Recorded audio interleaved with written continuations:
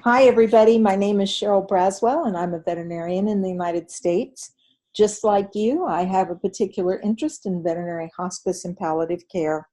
This is going to be a short introductory video, actually a very short introductory video into the Veterinary Palliative Care Journal Club. I'm delighted to be part of this new adventure, which, by the way, has been about a year in the making.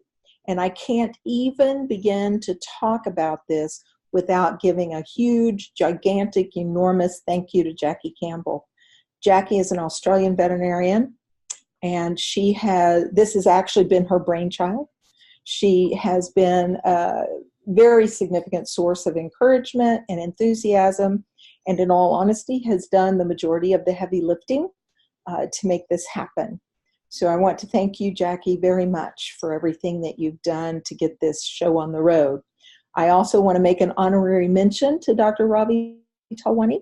He is the guy that's behind the recording of not only this introductory video, but also the sessions, the Journal Club sessions that we will be having. He will be recording those, editing them, and providing them to Jackie to put up on our new website so that if you are unable to attend, you'll actually be able to review the session that we had. So this top bullet point is kind of like my verbose purpose statement. It's not official yet, but it's kind of what I look at. But the second bullet point is really what I'm saying, and that's the fact that I want us to be able to all get together to learn, primary objective, but equally important to be able to make friends and, of course, have fun. A lot of people don't think about Journal Club as a fun kind of thing. They think of it as being very studious, but it's going to be something that we all enjoy. So this is a little bit of information about kind of the preliminary things that you can expect. We're planning on quarterly journal clubs right now, kind of dipping our toe in the water and figuring out the degree of participation, the degree of interest. The frequency of these journal club sessions can actually be modified in the future. This is not set in stone. And likewise, we're targeting the first episode sometime in June. Tentatively, as you can see, on Thursday evenings at 7 p.m. Eastern Standard Time in the U.S., which I think for Australia equates to about 9 o'clock on Friday morning. We'll be sure and send you the articles well in advance so that you have time to review them. And I don't want you to mistakenly think that this is going to be some kind of a lecture or a didactic session. This is actually going to be very informal. We're going to encourage as much commentary and participation as we can. And along the lines of quote unquote being fun, we're going to inject some variety into this.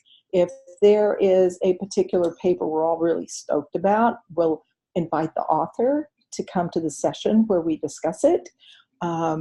We may link to human medical podcasts that address the same topic as the article we're reviewing. We'll probably have guest hosts. There's just a slew of things that we can do to make this interesting and, of course, fun.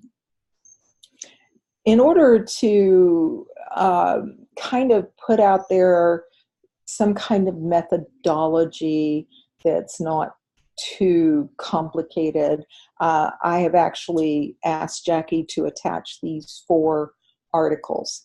They were authored by Robert Larson and Brad White, who's on the faculty at Kansas State University.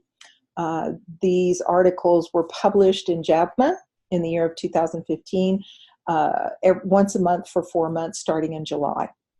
Now, these articles, at least for me and for the interns that I have taught in the past, have been very useful in terms of a starting place for developing a system by which to review the scientific literature and make sense of it all. So the first article that is in the series has a definition of biases, explains common inadvertent biases. It explains techniques to control bias. The second article is actually tells you how to search the literature. How you make a clear, concise statement. It explains the PICO acronym. It also helps you to learn how to determine relevance, talks about the hierarchy of different study designs like randomized controlled trials versus cohort studies, etc. And it also has a little blurb at the end about critical thinking. The third presents the first 3 steps of a 5-step method to actually evaluate. I found that particular article extremely helpful for me. And in the last article is the remaining 2 steps in the 5-step process, which were actually a little challenging to me. The whole verbiage and the terms were somewhat foreign to me. I had to scrutinize it and look at it pretty closely in order to get a concept of what they were talking about. But at the end of that particular last article, there's a small section there on consideration bias in clinical interpretations, which means what's our own bias when we read these articles and how it can be beneficial or potentially detrimental.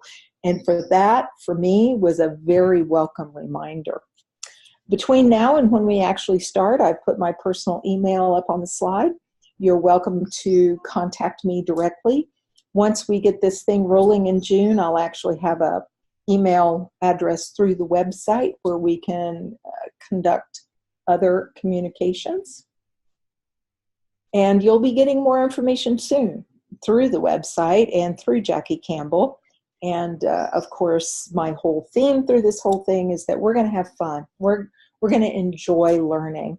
And of course, being a grandmother, I had to put up the picture of my newest granddaughter. She looks like she's having fun, and that's what I want us all to do. So I look forward to getting started with you all. Email me with any questions, and thanks a bunch for looking at the video.